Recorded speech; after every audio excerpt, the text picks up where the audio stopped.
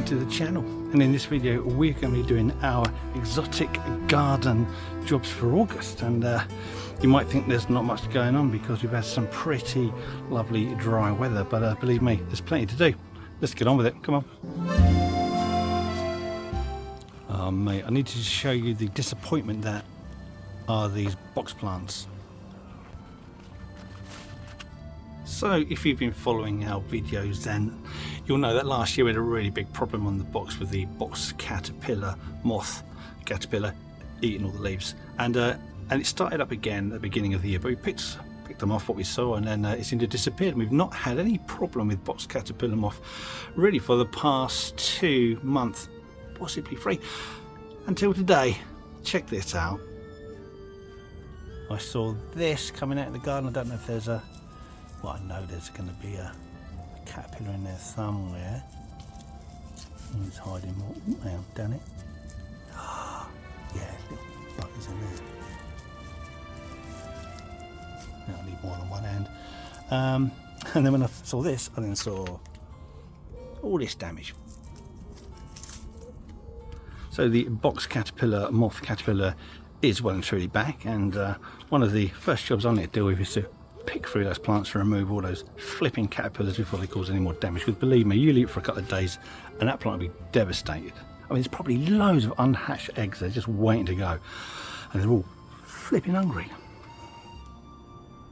At the moment temperatures are quite high, going up to about 28 degrees Celsius, and if you've got a lot of pot grown plants in your garden, you need to make sure that they are getting watered, because there isn't going to be any rain that's going to be sorting these things out. So watering's important. Just be aware that any plant that's got a lot of leaf but in a small pot is going to need a lot more watering. Things like this banana, you're probably going to be watering that every single day. Watering is arguably your most important job to get right in August because of the hot days, bright suns, and low rainfall. So always check things like this, all these heavy foliage hanging plants with a small amount of soil in there. Again, watering every day, and really hot days, especially if they get windy, twice a day watering. But there's an issue if you're watering that much, and that is this. Lots of watering can leach out nutrients, and while these old leaves look absolutely fine, new growth coming through can be discoloured because of the lack of nutrition in the soil due to watering. So heavy watering also means regular applications of a water soluble fertilizer such as the lovely Miracle Grow, and you'll be looking to do that weekly during the top of the growing season, which is now weekly. That's not bad, is it? That is a pretty nice looking plant, but this big foliage, the plant's an expert at taking all the light that's coming down and keeping everything below it in complete shade. So we've got quite a few plants in here. We've got agapanthus, we've got a hosta, we've got a rheum here, we've got a little dwarf palm here. And the thing is, these leaves, as they grow through, they will just cover it, and they did. I've had to take out, if you can see on here, all the stems on this side, because they just completely blocked out all this plant down here. So be brave, take a look, take off the leaves that are blocking the light to the plants below and remove them. It won't do the plant any harm, it will just keep growing up and putting up more, and you might have to do this every couple of weeks. And one of the jobs that I haven't done is this area. I mean, it looks great, it's got a fantastic jungle feel to it, but there are so many plants that are underneath that are struggling because of lack of light, especially in this centre section here. So one of the jobs I need to do is to go through here and take out some of this foliage and let the light get into the plants below. If you don't do that, you're going to get weak, stunted plants, and they may not put on enough size, especially if they struggled over last winter, to survive this coming winter. So it's important that all these plants you've been putting in, especially your expensive fancy ones, that they get a decent chance at growing for the rest of the season. Does the apple tree look absolutely amazing? Well, yeah, of course it does, but there's a problem with this apple tree, and that's the apples. Let me show you. There are literally hundreds and hundreds and hundreds of apples all on the tree, and the trouble is they're fine on the tree, but as my fellow countryman Sir Isaac Newton knows all too well, these apples, they will fall, and they will fall hard. And you see where the beds are, they come crashing down on my big leaf plants. Look at the state of these poor hostas. Look, look, look. Look. Just rips everywhere in them. And this happened. This aloe stracciatella got smacked and snapped the stem. So I had to take it off. Currently I'm drying it out. I'm going to replant it, but it's not all bad news. I mean, this was a cutting from 2 years ago that I made, and you know, the root's taken, it's been at side shoots, so I haven't lost the plant, but then it gives me an opportunity to plant that cutting somewhere else and have another good display, because when these are in flower, they're absolutely stunning, and also very, very easy to propagate from stem cuttings. I think I've done a video on these, and if I haven't, I'll have to do one of those as well. Now, apart from the daily routine of picking apples up off the floor so you don't trip over them, there's another daily exercise that I need to do, and that is deadheading. And deadheading daily is something I've got to check every couple of days. It's important to do because if you allow these plants to go to seed, then the plant knows it's gone to seed, and it will stop producing flowers and redirect its energy into producing viable seed.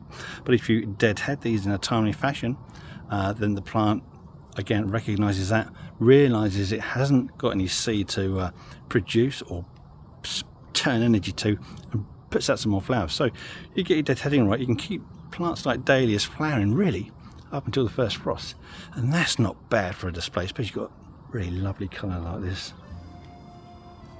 Just keep an eye on your climbers, making sure they're not climbing in the wrong places. This structure does need a little bit of maintenance, so I need to tie these in. And I think the last time we looked at this, I removed all the branch work off this tree so that this plant wouldn't climb into it, and flipping heck, it's managed to do it again. So I'm going to have to get the ladders out and take that down and take off some of that as well, stop that happening again. Otherwise I'm going to have a tree full of vine instead of all my lovely structure here.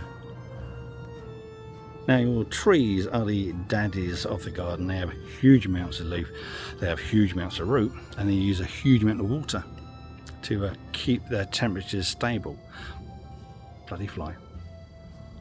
So all your small and medium sized plants with their small and medium sized root systems are competing with the massive root system of this tree. So during periods of dry weather, which we are experiencing now, make sure all these around here are getting watered, because believe me, give it a couple of days, all that will wilt, especially you flipping idiot. And the one group of plants that you really don't want to forget to water over the summer during periods of drought, especially if you're planting your camellias like I've done here under a tree, which there's no problem to do that because they're a woodland plant, they like semi-shade. But during periods of drought, this plant will do the unthinkable. See that? It's got its new buds there. It's got leaf bud, that pointy one there, and it's got next spring's flower buds. Now, if this plant gets too dry over the summer and gets heat stressed or water stressed, it will stop sending water to these buds, and two things will happen. That'll either get a fungal infection and just rot off, so come the spring it won't open properly and be crap, or it'll just fail. Stupid plant. So don't forget to water your camellias over the summer. Sheep. Now, there's been one more thing that's been nagging my brain. That's to do with this salvia. Not that one. That one right there. That wonderful thing with the big fat juicy terminal bud. That is Salvia involucrata hadspennon. What a wonderful thing. Really, really good. In fact, I prefer this part of it really to the actual bloom, which is over here. Yeah, the thing is with this, it's not classed as hardy, so it's unlikely to survive. Although I did leave them out, and this one did survive absolutely fine, but the others died. So what I want to do is just take a few cuttings of this. Hopefully they'll root before we do the follow-up video to this, but they're ever so easy to do. They will root in water, and I'll leave the link in order how to root this plant in water in the description below. So to conclude, don't forget to check pests and disease water around the garden daily. Have a look and treat accordingly. Don't forget to deadhead your plants, because the production of seeds takes away energy from the plants, which you may want to be used for either producing more blooms or building up bulbs. Check your watering, check your feeding, check for overshading foliage, and I think that might be it. Anyway, thank you very much for watching and for getting to the end of this video. I appreciate that. And if there's anything you'd like to add, you can do so. You can put that into the comments section.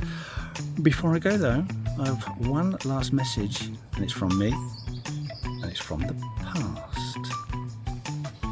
Right, now, just before you go, if you want to see more content, more behind the scenes stuff, and images that I've taken of some weird freaky plants over the years, then you're in luck, because we've created an Instagram page. So you can find the link in our description. You can find the link on our main page, and if I'm clever enough, I might be able to get a link somewhere up there. Anyway, thank you for watching, and if you want to see more YouTube stuff, then check out this video here. That's quite a good one. And if it doesn't float your boat, then another one right there. And enjoy these while I've still got the strength, imagination and aptitude to make them. Thank you for watching. Goodbye.